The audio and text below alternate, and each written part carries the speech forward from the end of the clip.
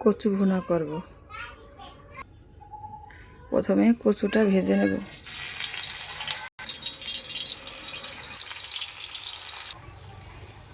এবং ঢেকে দেব।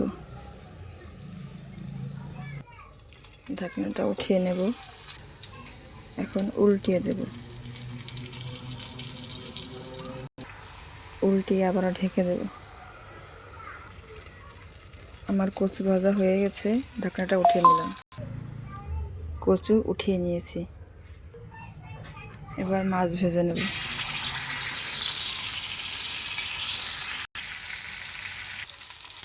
মাছটা উল্টিয়ে নেব। মাছটা ভেজে উঠিয়ে নিলাম। প্রথমে পেঁয়াজটা দিয়ে দেব, কাঁচামরিচ দিয়ে দেব এবং ভেজে নেব। আমার পেঁয়াজ মরিচ ভাজা হয়ে গেছে। এখন আদা রসুনের পেস্টটা দিয়ে দেব।